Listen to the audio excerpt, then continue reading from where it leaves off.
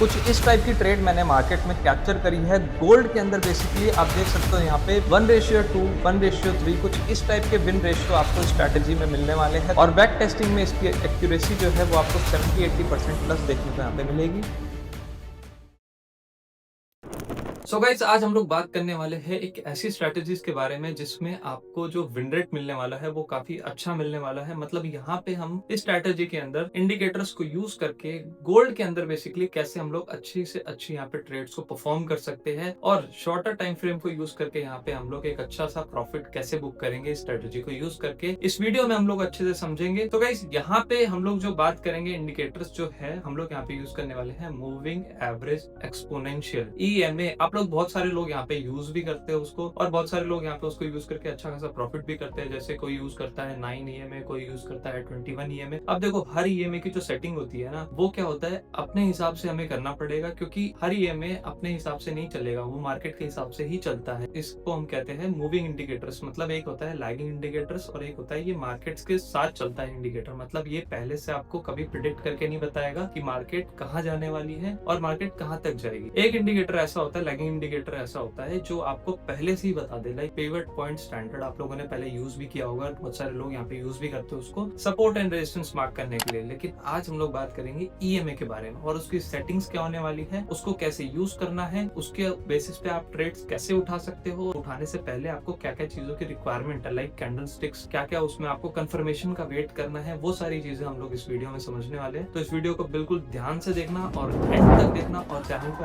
अभी तक अगर आपने सब्सक्राइब नहीं किया तो फटाफट जाओ सब्सक्राइब करो चैनल को। और गाइस, फॉरेक्स ट्रेडिंग को बिल्कुल जीरो से स्टार्ट करना है तो आप जाके हमारे प्रीवियस वीडियोस भी देख सकते हो। मैंने काफी अच्छे कंटेंट्स डाले हुए हैं जिससे आपको सीखने में काफी ज्यादा हेल्प मिलेगी। और इस स्ट्रैटेजी को आप लोग यूज करने के बाद ना सबसे पहले आप लोग इसको बैक टेस्ट करना। डायरेक्टली कोई भी स्ट्रैटेजी आप लोगों ने मान लो मेरी वीडियो देखी, यहाँ पे आज मान लो आपने मेरी वीडियो देख ली, वीडियो देखने के बाद क्या होता है कुछ लोग डायरेक्टली अपना पैसा डालने लग जाते हैं। तो ऐसा मत करना। उसमें अगर आपको एक भी ट्रेड में लॉस हुआ तो आप सोचोगे कि नहीं, ये स्ट्रैटेजी की जो विन रेशियो है वो बहुत ही ज्यादा कम है। अब देखो इसकी विन रेशियो क्या है, क्या इसमें सेटअप्स बनते हैं, ये सारी चीजें मैं आपको स्क्रीन पे अभी ले जाके सारी चीजें बिल्कुल क्लियरली समझाऊंगा। उससे पहले आपको जब भी ये स्ट्रैटेजी सीखो, बैक टेस्टिंग करना बहुत ज्यादा जरूरी है, क्योंकि बैक टेस्टिंग एक ऐसी चीज है जिससे आपको पता चलता है कि स्ट्रैटेजी में कितनी एक्यूरेसी है। जब तक उस स्ट्रैटेजी में एक्यूरेसी अच्छी नहीं है, वो ट्रेड्स को आप लोग लॉन्गर होल्ड नहीं कर पा रहे, तब तक वो स्ट्रैटेजी बहुत ज्यादा बेकार है। तो इसलिए आप लोग ध्यान से देखो, ध्यान से समझो, बैक टेस्टिंग करो और गाइस चैनल को सब्सक्राइब करके रखो ऐसी वीडियोस के लिए, क्योंकि मैं आने वाली टाइम में काफी अच्छे कंटेंट्स भी डालूंगा। तो आप लोग सब्सक्राइब करके रखो और चलते हम लोग अब स्क्रीन पे समझते हैं कि EMA को कैसे यूज करना है, इसकी सेटिंग्स क्या होने वाली है और सेटअप्स कैसे इसके अंदर हम बनाएंगे। तो यहाँ पे हम लोग स्क्रीन पे आ चुके हैं। अब स्क्रीन पे आने के बाद हम लोग यहाँ पे देखते हैं हमें कौन कौन से EMAs को यहाँ पे यूज करना है। सबसे पहले हम लोग चलते हैं यहाँ पे इंडिकेटर सेक्शन पे। उससे पहले यहाँ पे देख लो आपकी मैंने यहाँ पे गोल्ड का चार्ट लगाया हुआ है XUUSD 15 मिनट्स का टाइम फ्रेम यहाँ पे मैंने चूज किया हुआ है। अभी मैं इसको शिफ्ट करके 5 मिनट्स कर देता हूँ एंड अब चलते हैं EMAs के ऑप्शन पे। यहाँ पे देखो मूविंग एवरेज एक्सपोनेंशियल, यहाँ इसको मैं यहाँ पे 2 बार प्लॉट करूंगा चार्ट में। यहाँ पे मैंने इसको यहाँ पे क्या किया है 2 बार चार्ट के अंदर प्लॉट कर दिया है। अब इसकी मेरे को सेटिंग्स क्या करनी है। अब सबसे मेन जो यहाँ पे कॉन्सेप्ट आता है वो होता है इसकी सेटिंग्स का। अब हमें पता होना चाहिए कि हम जो इसकी सेटिंग्स कर रहे हैं वो मार्केट में कैसे बिहेव करने वाली है। लाइक बहुत सारे लोग 100 EMAs का यूज करते हैं, 200 EMAs का भी यूज करते हैं और 9, 21, 15 EMAs ये सब यूज करते हैं। तो जो भी इसको यूज करता है उसको पर्टिकुलर पता है कि भाई ये EMA इस तरीके से मार्केट में रिएक्ट करता है। तो यहाँ पे मैं अभी जो इसकी सेटिंग करने वाला हूँ, सबसे पहली EMA की जो सेटिंग है वो यहाँ पे मैं करने वाला हूँ 21 EMA। ठीक है, अब 21 EMA मैंने क्यों किया है उसकी भी मैं आपको पीछे का रीजन बताऊंगा। यहाँ पे मैं इसका कलर कर देता हूँ अभी के लिए येलो। ठीक है, यहाँ पे मैंने इसका कलर कर दिया येलो एंड दूसरी जो EMAs है मैं उसकी सेटिंग कर दूंगा यहाँ पे क्या 50 यहाँ पे मैंने इसकी सेटिंग कर दी है एंड इसका जो मैं अब कलर करने वाला हूँ यहाँ पे कोई नॉर्मल सा कलर ले लेता हूँ जिससे ये दिखाई दे ज़्यादा, जिससे हो जाएगा। हाँ, रेड भी कुछ ज़्यादा चल नहीं रहा। हाँ यस, ये परफेक्ट है। तो यहाँ पे देखो मैंने दोनों EMAs को यहाँ पे प्लॉट कर दिया है 50 और 21 EMA। अब समझो कि ये जो 21 EMA का काम क्या है और ये जो 50 EMA है इसका काम क्या है। देखो दोनों EMAs का काम अलग अलग है। अब देखो ये जो 50 EMA है, सबसे पहले मैं आपको इसका वर्क बताता हूँ। यहाँ पे जो ये 50 EMA है ये मेरे को यहाँ पे हेल्प करता है किस चीज़ में, मार्केट का एक शॉर्टर ट्रेंड को आइडेंटिफाई करने में ये मेरे को हेल्प करता है। मान लो 50 ईएमए के ऊपर अगर यहाँ पे मार्केट चल रही है, 50 ईएमए के ऊपर अगर यहाँ पे मार्केट चल रही है, तो इट मीन्स यहाँ पे जो मार्केट का ट्रेंड है शॉर्टर टाइम फ्रेम पे वो क्या है, अप ट्रेंड है। अब तो मेरे को ट्रेड किस साइड लेनी होगी, ज्यादा से ज्यादा मेरे को ट्रेड लेनी होगी अप ट्रेंड की तरफ। और जब भी हमारा 9 और 20 ईएमए दोनों क्रॉस करता है, देखो मान लो ये जो 20 है, यहाँ पे चेक करो, यहाँ पे आप लोगों को दिख रहा होगा, ये जो 21 ईएमए और 50 ईएमए है, यहाँ पे इन दोनों का क्रॉस ओवर हुआ है। अब इस क्रॉस ओवर में आप देखो तो ये 21 ईएमए जब 50 ईएमए इसको ऊपर की तरफ काटता है, तो यहाँ पे देखो ऊपर की तरफ इसको काट किया हुआ है, तो यहाँ पे क्या होता है कि मार्केट का जो ट्रेंड शिफ्ट होता है वो किस तरह से शिफ्ट होता है, अप ट्रेंड की तरफ। तो ज्यादा से ज्यादा आपको ट्रेड्स किस तरफ लेनी है इस टाइम पे, अप ट्रेंड की तरफ लेनी है। और हम लोग डायरेक्टली एंटर नहीं करेंगे कि यहाँ पे क्रॉस ओवर हो गया चलो हम अप ट्रेंड की तरफ ट्रेड ले लेते हैं, या फिर डाउन साइड की तरफ मार्केट ने क्रॉस ओवर किया तो हम लोग यहाँ पे डाउन ट्रेंड की तरफ ट्रेड ले लेते हैं। तो ऐसा नहीं करना है, क्योंकि इसमें क्या होता है, इसमें आप लोग फंसोगे ज्यादा। और सिर्फ क्रॉस ओवर के बेसिस पे यहाँ पे ट्रेड्स नहीं होती, यहाँ पे ट्रेड्स होती है पुल बैक्स पे। अब पुल बैक्स के ऊपर कैसे ट्रेड लेनी है, कौन सी कैंडल स्टिक्स को यूज करना है और किस तरीके से आपको उसके अंदर एंट्री प्लान करनी है, और आपका जो यहाँ पर रिस्क रिवॉर्ड है वो क्या होने वाला है, ये हमें पता होना चाहिए। ठीक है, तो यहाँ पे मैं इसको अभी ऊपर करता हूँ और यहाँ पे अभी आपको समझाता हूँ पहले इसका जो बेसिक रूल है वो क्या है। तो मान लो ये में हो गया 21, ये मेरा 21 ये में है, एंड ये मेरा आ गया नीचे से अब 50 ये में। ठीक है, कुछ इस तरीके से मान लो, जस्ट एन एग्जाम्पल। तो हमारे यहाँ पे क्रॉस ओवर क्या हुआ है, इस लेवल पे हमारा क्रॉस ओवर हुआ है। तो क्रॉस ओवर होने के बाद आपको अप ट्रेंड की तरफ ट्रेड कैसे लेनी है वो यहाँ पे समझते हैं।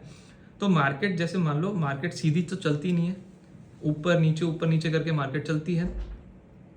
तो जब भी मार्केट क्रॉस ओवर होने के बाद इन दोनों ईएमएस पे सस्टेन करती है पुल बैक लेने के बाद, लाइक मार्केट यहाँ पे ऊपर गई, नीचे आई हल्की सी, ईएमएस को टच नहीं किया, देन फिर से ऊपर गई और नीचे आई, इस दोनों ईएमएस को यहाँ पे इसने क्या किया, रिस्पेक्ट दिया। मींस यहाँ पे इसने एक तरह से पुल बैक लिया।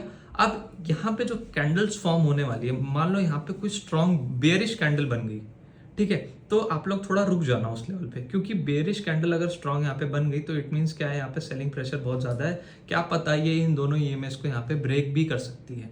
आपको एंट्रीज कैसे बनानी है, इसके लिए आपको मैं कुछ 3-4 कैंडल स्टिक्स बताऊंगा जिसको आपको यहाँ पे फॉलो करना है। अगर उन कैंडल स्टिक्स पे यहाँ पे आपको एंट्रीज मिलती है तो आप डेफिनेटली यहाँ पे एंटर करोगे with the risk to reward of 1:3 का। जब तक आप 1:3 नहीं लोगे आपको मजा नहीं आएगा ट्रेड में, और इस स्ट्रैटेजी में आप प्रॉफिट नहीं कर पाओगे ज्यादा अच्छे।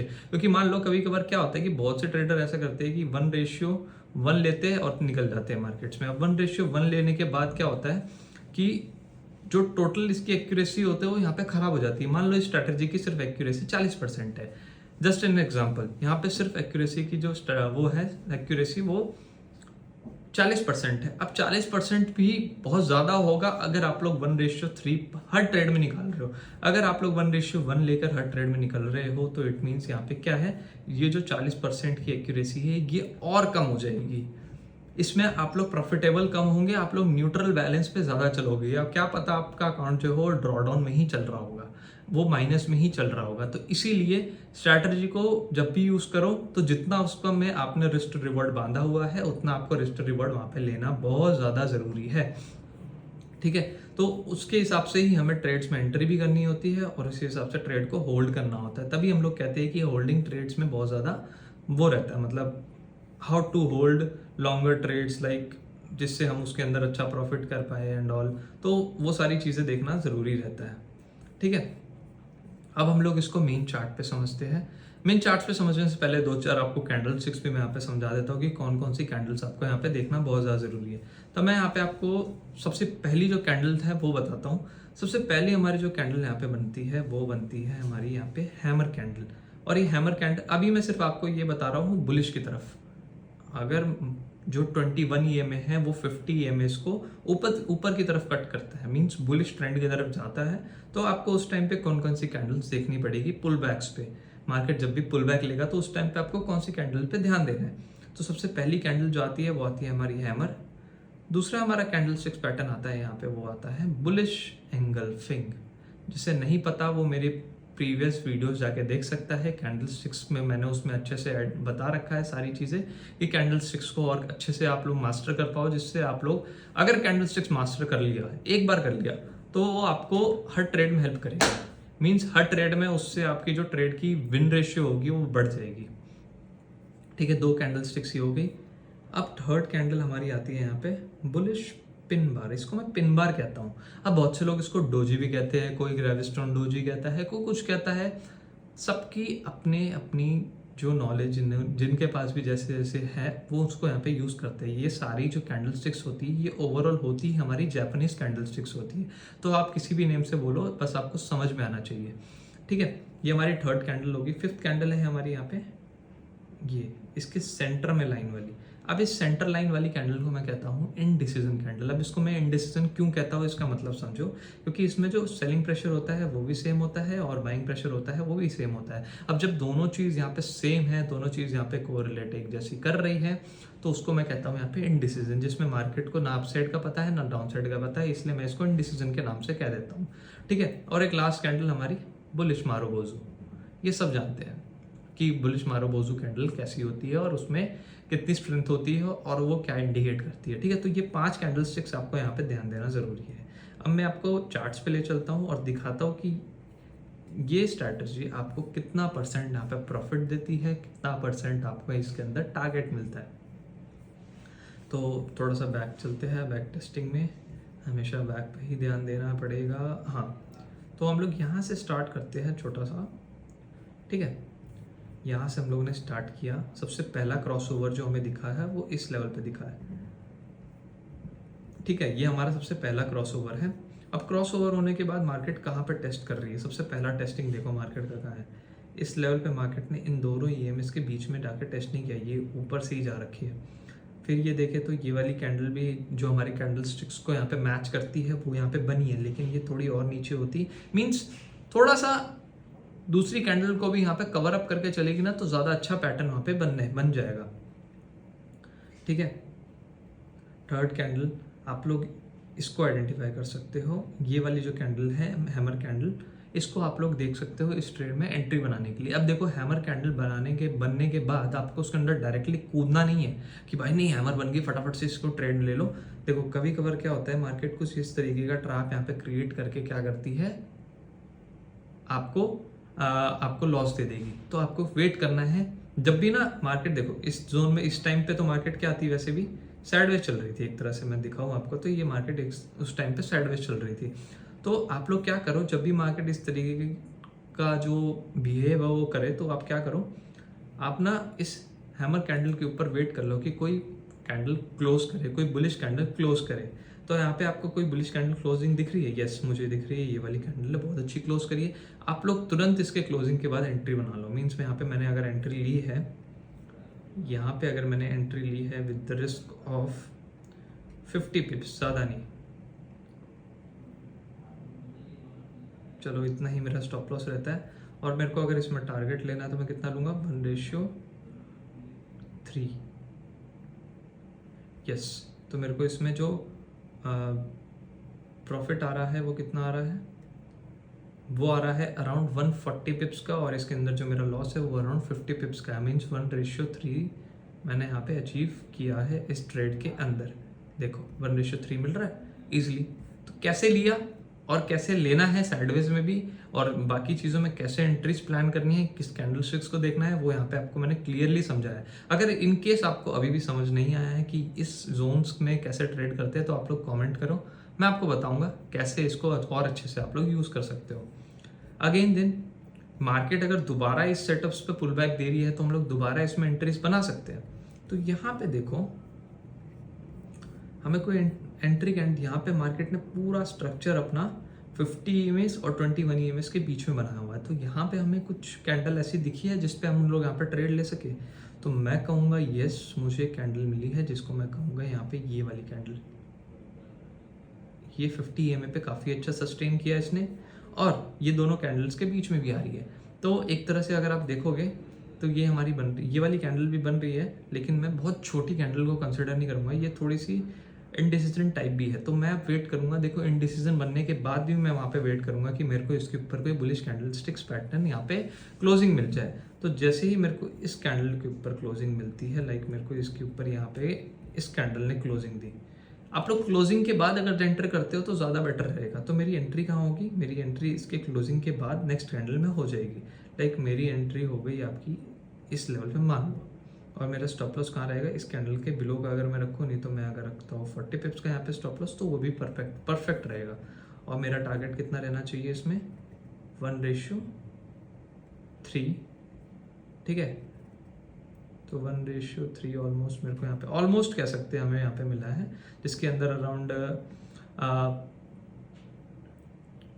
115 पिप्स हमें यहाँ पे कैप्चर हुआ है। तो 40 पिप के स्टॉप लॉस के साथ इतना बहुत होता है। वैसे अगर आप लोग इसका सोच रहे हो कि नहीं हमें को स्टॉप लॉस छोटा लेना, तो आप इस कैंडल्स के पीछे का भी स्टॉप लॉस लगा सकते हो। तो अब हमारी ये ट्रेड हो जाएगी परफेक्ट 1:3+ की।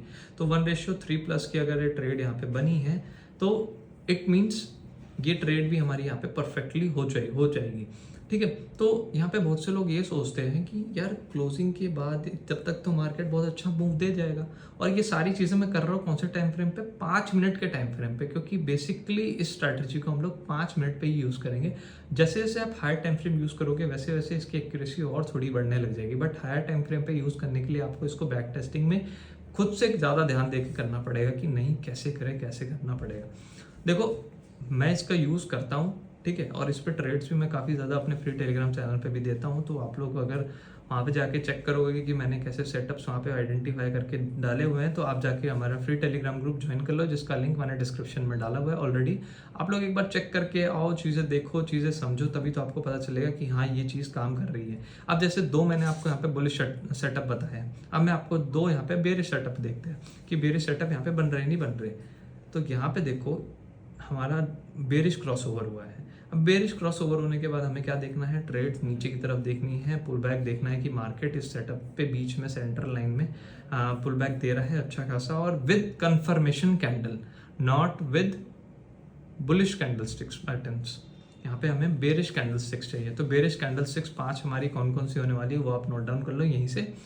एक हमारी होने वाली है इन्वर्टेड हैमर, जस्ट जो कैंडलस्टिक्स मैंने आपको 5 बताई है उसका रिवर्स कर देना है आपको। वो हमें ब्लू में चाहिए, मतलब ग्रीन में चाहिए होगी, बुलिश में चाहिए होगी, और वही कैंडलस्टिक्स हमें अब बेरिश में चाहिए होगी, like bearish engulfing, bearish hammer कह सकते हो, या फिर इन्वर्टेड हैमर कह सकते हो, इन्वर्टेड पिन बार कह सकते हो।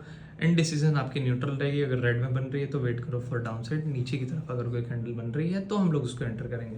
तो यहाँ पे अभी हम लोग देखते हैं कि कोई पुल बैक के बाद कोई ट्रेड बनी है, तो ये एक इनडिसीजन कैंडल यहाँ पे बनती हुई दिखी है मेरे को। और उसके साथ साथ थोड़ा तो प्राइस एक्शन यार हर एक बंदा देखता है यहाँ पे, अगर विदाउट प्राइस एक्शन आप लोग यहाँ पे मार्केट में कूद रहे हो तो वो भी बेकार चीज़ है। तो यहाँ पे मेरे को सिंपली एक चीज़ नज़र आ रही है कि प्रीवियस स्विंग पे मार्केट ने इस एरिया पे एक अच्छा खासा रेजिस्टेंस बनाया है। तो मैं वही यहाँ पे देख रहा हूँ कि यार रेजिस्टेंस तो बनाया है, अगर मेरे को यहाँ पे कोई क्लोजिंग टाइप मिल जाए तो यहाँ पे मैं एक अच्छी खासी 1:2-3 की भी ट्रेड अच्छी खासी ले सकता हूँ। लाइक 100 पिप की भी अगर मेरे को सिंगल ट्रेड मिल रही है तो मेरे लिए उतना ही बहुत है। तो आप लोग भी ये चीज़ सोचो, अगर 100 पिप की मेरे को 5 मिनट के टाइम फ्रेम पे एक थोड़ी देर में ही अगर एक ट्रेड मैंने क्लोज कर दी तो उतना भी मेरे लिए बहुत होगा, क्योंकि 100 पिप भी कैप्चर करना यहाँ पे लोगों के लिए बहुत ज़्यादा मुश्किल है। तो इस रेजिस्टेंस पे देखो, जैसे इस रेजिस्टेंस पे मार्केट ने यहाँ पे कोई पुल बैक नहीं दिया, लेकिन ये जो सेकेंड टाइम मार्केट आया है ये बिल्कुल अच्छा खासा हम कह सकते हैं एक रिट्रेसमेंट कह सकते हैं, जो हमारे ईएमएस पे आया है। और ईएमएस पे आने के बाद यहाँ पे हमें ये शो किया है कि मार्केट ने यहाँ पे हमें क्या दिया, इनडिसीजन कैंडल दिया। तो अब इनडिसीजन कैंडल तो मिली, तो चाहे आप यहाँ से इनडिसीजन पे ही यहाँ पे डायरेक्ट एंट्री बना, बट डायरेक्ट एंट्री थोड़ा रिस्की होगा, इसके नीचे क्लोजिंग का वेट कर लो। अब बहुत लोग यहाँ पे बोलेंगे कि सर 5 मिनट पे क्लोजिंग होने में काफ़ी ज़्यादा टाइम लगता है, तो आप ऐसा करो 1 मिनट पे शिफ्ट हो जाओ आफ्टर मार्किंग द लाइन। अब लाइन मार्क करने के बाद जैसे ही आप 1 मिनट पे शिफ्ट होते हो, आपको क्या करना है, 1 मिनट पे शिफ्ट होने के बाद, एक सेकेंड गाइस मैं वो एरिया फाइंड आउट करता हूँ, चार्ट शायद थोड़ा सा आगे पीछे हो गए हैं, यस ये रहा। अब यहाँ पे आप लोग देखो तो 1 मिनट पे मुझे क्लोजिंग 5 मिनट के हिसाब से पहले मिल जाएगी, तो मैं 1 मिनट पे क्यों ना कूद जाऊँ, तो मैं 1 मिनट पे चला जाता हूँ। 1 मिनट पे जाके मेरे को पता है जबकि ऊपर रेजिस्टेंस है और मार्केट अच्छा खासा पुल बैक जोन में भी है, तो मैं उसके अंदर एंट्री प्लान करने में मेरे को कोई हर्जी नहीं है। तो यहाँ पे देखो जैसे मेरी एंट्री हो जाएगी, इसके नीचे ये क्लोजिंग आई, क्लोजिंग के बाद मेरी एंट्री तुरंत इस कैंडल के ऊपर, और मेरा स्टॉप लॉस अगर मैं यहाँ पे 40 पिप पे रखूँ तो इट्स इनफ। एंड इसमें मेरे को जो टीपी मिलेगा वो मैं 1:2 के पीछे ज़्यादा जाऊँगा, 1:2.5 भी अगर मेरे को मिलता है तो इनफ है। मैंने क्या बताया, 100 टिप्स भी अगर मेरे को इस फॉल में, अगर शॉर्टर फॉल में अगर मिल जाते हैं तो वो भी मेरे लिए बहुत अच्छी चीज़ होगी। तो यहाँ पे 130 पिप्स ईजिली कैप्चर हो जाते हैं। तो 130 पिप्स भी अगर हम देखें तो परफेक्ट ट्रेड कह सकते हैं with the risk reward of 1:3। 40 पिप के साथ अगर आप मार्केट में 120 पिप या 100 पिप भी कैप्चर कर रहे हो और आपका उसके अंदर लॉट साइज काफ़ी बढ़िया है, तो आप उस चीज़ में ट्रेड्स में एक्यूरेसी आपकी बढ़ जाएगी। ठीक है, तो उस चीज़ को आप थोड़ा ट्राई करो, ट्राई करने के बाद आप लोगों को समझ में आएगा कि मैं क्या चीज़ कहना चाह रहा हूँ और किस तरीके से आप लोग इसमें पैसा बना सकते हो। तो बेरिश में हमने एक ट्रेड देखी, अगेन देन आप लोग, मैंने अभी थोड़ी देर पहले बताया था कि क्रॉस ओवर पर डायरेक्टली कूदोगे तो लॉस तो उसमें होगा ही होगा, इसलिए क्रॉस ओवर पे कूदो मत, क्रॉस ओवर पे जितना कूदोगे उतना बेकार है। तो यहाँ पे देखो ये क्रॉस ओवर यहाँ पे हुआ, मार्केट ने थोड़ा सा ऊपर डायरेक्शन दिखाया, उसके बाद मार्केट में दोबारा क्रॉस ओवर हो गया डाउन साइड का। अब दोबारा क्रॉस ओवर हो गया, इट मीन्स यहाँ पे क्या है कि मार्केट ने ट्रैप क्रिएशन यहाँ पे किया है। मीन्स शॉर्टर टाइम फ्रेम पे जितना अच्छा ट्रैप मार्केट कर सकती थी उतना अच्छा मार्केट ने यहाँ पे ट्रैप बनाया। अब इन दोनों कैंडल्स यहाँ पे क्रॉस ओवर के बाद हम लोग यहाँ पे ट्रेड ले कहाँ सकते हैं। अब जैसे मान लो मार्केट ने पुल बैक दिया मुझे इस एरिया पे, तो यहाँ पे पुल बैक लेने के बाद मेरे को यहाँ पे तो कोई कैंडल दिखी नहीं, मीन्स यहाँ पे ना बेरिश एंगल्फिंग बनी है, ना मेरे को कोई मेरे बेरिश कैंडल स्टिक्स पैटर्न में कुछ मेरे को यहाँ पे दिखा ऐसा जिससे मैं यहाँ पे ट्रेड लूँ। तो मेरे को यहाँ पे कुछ नहीं दिखा। आप बोलोगे कि ये वाली कैंडल तो है सर, ये वाली कैंडल पे आप क्यों नहीं ट्रेड ले सकते, तो बट मैं क्या बोलूँगा कि ये कैंडल इन दोनों ईएमएस को अच्छे से नहीं रिस्पेक्ट दे रही, तो मैं क्यों इसके अंदर एंट्री करके अपना जो स्टॉप लॉस है वो फालतू में मार्केट को दूँ। आई होप आपको समझ आ रहा होगा। तो मैं फालतू में क्यों दूँ उस चीज़ को।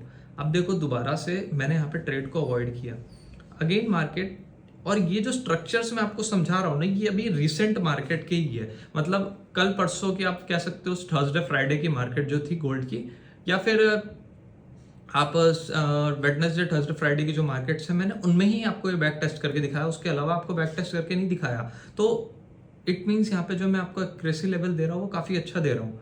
ठीक है, अभी तक इस ट्रेड में हमारा कोई स्टॉप लॉस गया नहीं है, हमने पैसा बनाया ही है, चाहे वो हमने 1:2 ही लिया हो, चाहे वो हमने 1:3 ही लिया हो। हमेशा याद रखना, आपको हर ट्रेड में 1:2 तो लेना ही लेना है। अगर आप नहीं लेते तो आप इसका जो विन रेशियो है स्ट्रैटेजी का वो यहाँ पे खराब करोगे। ठीक है, अब ये देखो यहाँ पे जो बुलिश क्रॉस ओवर हुआ है, बुलिश क्रॉस ओवर के बाद मार्केट क्या है, मार्केट यहाँ पे थोड़ी सी ऊपर गई है। अब देखो ऊपर यहीं से मार्केट जा रही है और क्रॉस ओवर होने के बाद तुरंत हमें पुल बैक मिला। तो इस पुल बैक पे, ये pull back perfect pull back है, बट मैं यहाँ पे एंट्री नहीं लूंगा। क्यों? क्योंकि ये जो एंट्री है यहाँ पे हमारी कोई कैंडल स्टिक्स मैच नहीं कर रही। तो जब तक हमारी एंट्रीज यहाँ पे मैच नहीं करती, हम लोग कैसे एंट्री करें वहां पे, तो एंट्री करने का यहाँ पे कोई मतलब नहीं बनता। नेक्स्ट उसके बाद देखते हैं, दोबारा यहाँ पे कैंडल बनी है और यहाँ पे हमें दिखा कि प्रीवियस कैंडल से ये वाली कैंडल तो बड़ी बनी है और ये तो स्ट्रॉन्ग बुलिश कैंडल है और इसको पूरा का पूरा रिस्पेक्ट दे रही है। तो मैं तो डायरेक्टली इस टाइप की कैंडल देख के उसकी नेक्स्ट कैंडल है उसमें मैं एंटर कर जाऊंगा।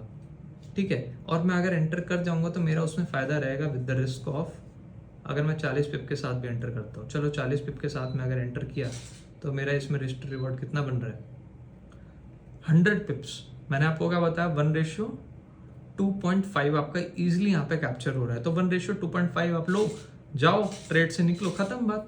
मैंने आपको क्या बोला, हमारे लिए मैंडेटरी है कि हम अगर 1:2 नहीं लेंगे तो हम इस स्ट्रैटेजी का जो विन रेशियो है उसको यहाँ पे खराब कर देंगे। ठीक है, तो जितने भी यहाँ पे स्कैल्पर्स है, जितने भी यहाँ पे ट्रेड्स को लंबा होल्ड करते हैं, वो लोग इन चीज़ों पे थोड़ा सा ज़्यादा ध्यान दो। मेरे हिसाब से आपको ये ज़्यादा हेल्प करेगी। अगर मैं इसको 15 मिनट्स पे शिफ्ट करता हूँ तो इसका जो मैंने आपको पहले ही बताया एक्यूरेसी लेवल है वो बढ़ जाएगा, वो और अच्छा हो जाएगा। ठीक है, और वो जितना अच्छा होता जाएगा उतनी आपको इस ट्रेड में पैसा जो है आपका वो बनेगा ही बनेगा। याद रखना मेरी बात, पैसा यहाँ पे आपका बनेगा ही बनेगा। अब देखो यहाँ पे एज पर प्राइस एक्शन हमें पता है कि ये जो जोन है ये क्या है, ये एक बेरिश जोन है, बेरिश रेजिस्टेंस है। मार्केट ने एक सपोर्ट को ब्रेक किया, ब्रेक करने के बाद मार्केट दोबारा गया उस सपोर्ट को यहाँ पे रिस्पेक्ट देने, मींस जो पहले सपोर्ट था वो किस तरीके से काम करेगा, रेजिस्टेंस की तरह। तो ये ब्रेकआउट रीटेस्ट स्ट्रैटेजी है जो मैंने आपको रील में भी बताया हुआ है। अगर आप लोगों ने हमें इंस्टाग्राम पे फॉलो किया हुआ है तो आप वहाँ पे जाके चेक करो। मैंने मल्टीपल्स अच्छी से अच्छी चीज़ें वहाँ पे भी बता रखी है। तो जाओ, हम इंस्टाग्राम पे और टेलीग्राम दोनों जगह पे आप लोग हमें फॉलो करके रखो, जिससे आपको इस तरीके के जो कंटेंट्स है, इस तरीके की जो चीज़ें हैं वो सीखने को मिले। मैं सिंपल लैंग्वेज में बता रहा हूँ, सिंपल चीज़ों में बता रहा हूँ कि ये सारी चीज़ें ना मार्केट में लोग चार्ज भी करते हैं और इस चीज़ों को लोग बहुत ज़्यादा महंगे रेट्स पे बेचते हैं। बट मेरे चैनल पे आप जाओगे तो आपको जितनी भी नॉलेज है सब कुछ फ्री ऑफ कॉस्ट है। ना ही मेरा कोई प्रीमियम चैनल है, ना ही कुछ है। हाँ, मैं एक कम्युनिटी रन करता हूँ जिसके अंदर मैं free of cost add on करता हूँ भाई, अकाउंट क्रिएशन और पार्टनर कोड चेंज करके। तो वो अगर आप उसके अंदर ज्वाइन करना चाहते हो तो उसके लिए भी मैं सारा प्रोसीजर आपको टेलीग्राम पे मिल जाएगा। तो जाओ ज्वाइन करके वहाँ देख लो, ठीक है। और मैं गाइज खुलेआम कह रहा हूँ कि मैं ज़्यादातर जो ट्रेड्स लेता हूँ वो प्राइस एक्शंस के बेस पे लेता हूँ। अगर मेरे को वहाँ पे कुछ अच्छा दिखता है तो मैं प्राइस एक्शन को ही यूज़ ज़्यादा करता हूँ। क्यों प्राइस एक्शन को ज़्यादा यूज़ करना चाहिए आप लोगों को? क्योंकि प्राइस एक्शन के बाद ही सारी चीज़ आप यूज़ कर पाओगे, लाइक SMC, ICT एंड जो भी आप चीज़ें यहाँ पे यूज़ करते हो, बहुत सारी चीज़ें हैं, लोग उसको यूज़ करते हैं। जब तक आपको एक चीज़ नहीं आएगी आप मल्टीपल चीज़ यूज़ करके क्या करोगे? कोई फ़ायदा है उसका? नहीं है, क्योंकि आपको रिजल्ट ही नहीं मिल रहा तो आप उसको यूज़ करके क्या करोगे? सिंपल सी चीज़ है, जब तक उस चीज़ को यूज़ करके रिजल्ट ना मिले हमें कोई फ़ायदा नहीं है, हमें कोई मतलब नहीं है उस चीज़ में, ठीक है। तो इसको आप एक बार बैक टेस्ट करो, सीखो, समझो, ठीक है। जितना अच्छा बैक टेस्ट उतने अच्छे रिजल्ट्स। और 1 आवर पे भी अगर मैं आपको इसको दिखाऊं तो 1 आवर पे भी अच्छा परफॉर्म करता है, ठीक है। 1 आवर पे भी इसकी एक्यूरेसी अच्छी है और ये अच्छा वर्क करके आपको अच्छे विन रेशियो के साथ ट्रेड दिला सकता है। लाइक देखो यहाँ पे क्रॉस ओवर हुआ है बेरिश, मार्केट ने क्या किया, इसको रिस्पेक्ट दिया। अब यहाँ पे देखो एक बेरिश एंगल्फिंग कैंडल बनी है, जिस कैंडल का साइज इस कैंडल से बड़ा है, तो ये बेरिश एंगल्फिंग हुई तो इसके नीचे आपको क्लोजिंग मिली। आप तुरंत क्लोजिंग पे एंटर करो विद द रिस्क ऑफ जितना भी इसमें रिस्क रिवॉर्ड बन रहा है 1:2 आप लो, देखो कितना बड़ा फॉल आपको मिल रहा है। तो इसमें भी आपको पैसा मिलेगा। मैंने क्या बताया, जो 21 EMA है वो हमारा किसके साथ चलता है, कैंडल्स के साथ। वो हमारा कैंडल्स का बिहेवियर बताता है वो हमको ज़्यादातर। और 50 EMA है वो हमें ये बताता है शॉर्टर ट्रेंड। अगर आप चाहो तो इसके अंदर एक 100 EMA और ऐड कर सकते हो, जिससे आपको ये पता चल जाएगा कि ओवरऑल ट्रेंड क्या चल रहा है, ठीक है। क्योंकि शॉर्टर ट्रेंड्स के साथ अगर आप एक और चीज़ यूज़ कर लो, हायर मतलब लॉन्गर ट्रेंड क्या है या फिर जो ट्रेंड क्या चल रहा है, वो आपको 100 EMA से पता चलेगा। तो गाइस वीडियो अच्छी लगी हो आप लोगों को तो एक लाइक ज़रूर करना वीडियो को। और अगर आपको इस चीज़ में कुछ चीज़ समझ नहीं आई है, लाइक कि इसको यूज़ करना नहीं आ रहा है, अभी भी आपको पर्टिकुलर सही से समझ नहीं आ रहा, तो कमेंट करके ज़रूर बताना। आपको मैं सारी गाइडेंस आपको टेलीग्राम पे अगर आप हमें फॉलो करते हो तो वहाँ पे मैं आपको जाके सारा प्रोसीजर भेज दूंगा इसका। और गाइस वीडियो में कमेंट करके एक चीज़ और बताना कि आपको ये 21 EMA और 50 EMA है, इसको यूज़ करके आपको कैसा लगा, मीन्स आपको जो विन रेशियो है वो क्या मिल रहा है बैक टेस्ट करने के बाद, ठीक है। तो करते हैं इस वीडियो को यहाँ पे एंड। चैनल पे नए हो स्टिल अगर आपने सब्सक्राइब नहीं किया तो फटाफट जाओ सब्सक्राइब कर लो और इंस्टाग्राम और टेलीग्राम पे हमें फॉलो कर लेना, जिसका लिंक आपको हमारे डिस्क्रिप्शन में मिल जाएगा। तो गाइस थैंक यू।